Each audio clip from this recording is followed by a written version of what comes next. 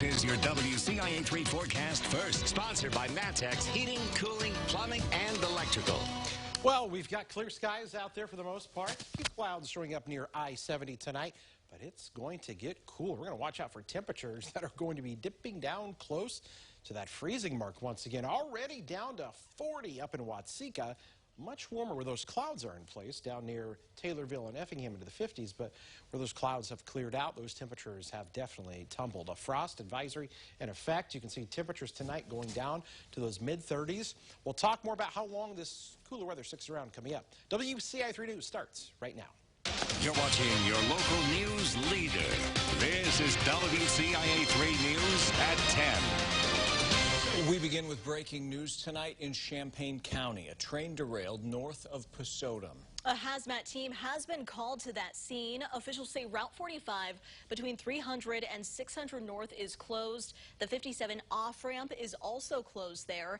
WCIA3's Bryce Beeman has been live at the scene. So Bryce, dozens of first responders there behind you at that derailment. That's right, Jessica. There's dozens of first responders out here, and as you mentioned, hazmat was also called. And you can't really see behind me right this second, but the entire Route 45 is completely blocked off with first responders trying to fix this derailment. And the train was derailed around 8 o'clock this evening. A witness told us it is not a passenger train and that there was heavy damage. He said he heard the derailment from his house. It actually took us a while to find a spot where we could see anything because Route 45 was blocked off for miles. And there's first responders all down the road. The witness said there were about 5 to 10 cars derailed and that both crossings in town were completely busted up. But in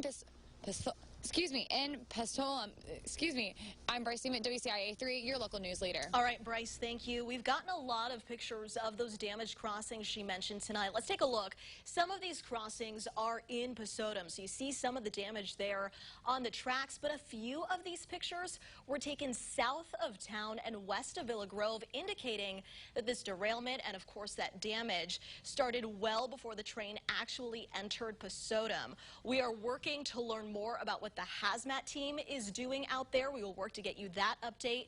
There have been no reports of injuries that we've heard at this point, but of course we'll work to get that update as well. Again, this is happening in Posodum. Route 45 closed right now between 300 and 600 North.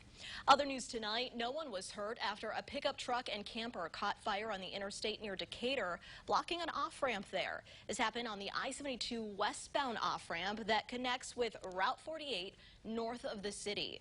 The Decatur Fire Department says the driver looked back and saw the camper on fire. Half of the truck was burnt. They don't know what started the flames. Decatur police say a man's dead after he crashed his motorcycle last night. Happened around 11 near West South Side Drive in South Monroe. Officers say the 68-year-old rider lost control. He was taken to the hospital where he died. Police are still investigating what happened. For the second time in a week, a police chase starting in Indiana ends in Illinois. Police say 27-year-old Robert Bielmeier led them on a chase after he sped off from a traffic stop. This started early last night in Park County and ended in Paris. When Park County deputies tried to stop Bielmeier, they say he just took off. The chase went through Vermilion County, Indiana, before Bielmeier turned onto Illinois Route 1. When he reached downtown Paris, police say he crashed into a parked car, got out, and ran through an alley toward Callie Baber's auction lot. In Springfield, police are cracking down on drivers who try to run during traffic stops. A new city ordinance will allow vehicles involved in those situations to be towed or impounded. Police will begin enforcing this Friday. The owner will get a $500 fine for the first offense. It'll go up to $1,000 for a second offense. Police say these fines will apply even if the owner isn't in the vehicle at the time. New for you tonight, one teenager was sent to the hospital after a shooting in Champaign. This happened tonight on West Springfield Avenue near Country Fair Drive. Police say someone opened fire in a parking lot filled with sports cars. Witnesses told us they scattered when the gunshot started. One witness told us a suspect looked right at him before opening fire. A part-time police officer who's in between jobs right now told us he was also in that area when his training kicked in. Started running, and I told my buddies, I was like, guys, go, go, go. Then later on, he started unloading clips first, and later on, his buddies came around and started opening the clips again. Then we all ran like we was going to KFC. And I ducked behind my car, and the guy came right there where the officers are, right there in the parking lot, and he looked at me, and I could tell he was getting ready to reload. Then I drew my weapon on him, and then he saw me and he slipped down, and he proceeded to run there behind the bank. I pursued him carefully, and I saw him go jump in a black 300M, and they ran the red light and everything else up. As you heard, he saw a suspect get in a car and drive away. Police officers recovered 54 shell casings in that area. If you have any information about what happened tonight, contact Crime Stoppers. Switching now to the latest on coronavirus, the positivity rate continues to drop in Illinois. It's at 3.3%. More than 1,500 new infections were announced, along with 26 more deaths today. More than 58,000 people were vaccinated yesterday. The 7-day average is nearly 84,000 shots. More than 35% of the state is fully vaccinated. 12 to 15-year-olds are now eligible for the Pfizer vaccine. Medical professionals want kids to get it as soon as possible. The state is taking extra steps to help ensure that happens. Vaccine hesitancy keeping people from getting their shots. The state's sending vaccines to primary care doctors, including pediatricians.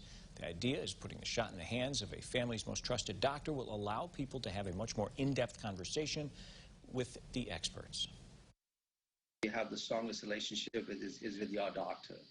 And I think, and they're the ones who are trusted the most. So having the, if they're given the opportunity to have the discussion with your doctor, I think that is the best area for people to have that conversation. The CDC meets tomorrow to decide whether to give the go-ahead on giving 12 to 15-year-olds the vaccine. The expectation is approval will happen quickly, giving hospitals the green light to start giving shots. As fewer people are getting in line to get their vaccination, one new idea would offer people a free beer to get their shot. Our Capitol Bureau Chief Mark Maxwell has the story from Springfield. Our numbers have gone way down. A recent lag in the vaccine pace has public health experts concerned. We're going to start, reducing our hours a little bit so we don't stand around with not much to do. Now, a new incentive to get your shot.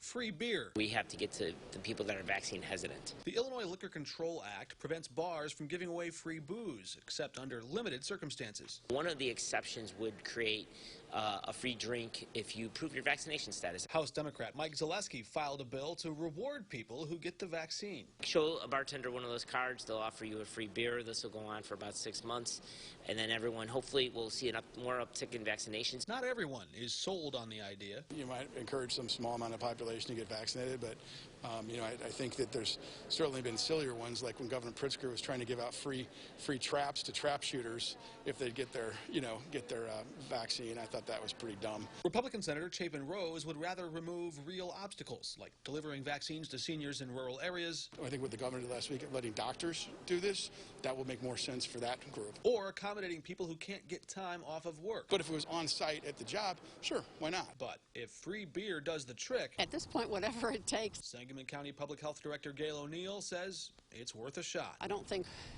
one shot or one dose of alcohol is going to cause too big of a problem for anyone, and it's certainly a fun gimmick or a fun incentive. If the state approves the idea, bars could treat your vaccine card like a voucher to get one round on the house. Reporting from Springfield, Mark Maxwell.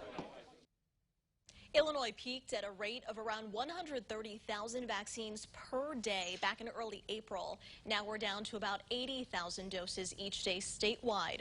4.5 million people in the state are fully vaccinated. Chester Frazier is back in town, this time as an assistant coach, why he returned to help lead the Illini. Plus, the city just got millions of dollars from the government. Now it's trying to decide how to spend it.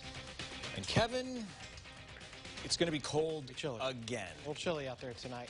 Actually forecasting a little bit of frost that could be out there as we head into tomorrow morning. Today's highs made it to 60, but we should be in the 70s. Not even close. It's going to be a few days before we even get there. We'll talk about how frost is a possibility when we hit 70 again, and we'll show you a little bit of rain in the weekend forecast coming up.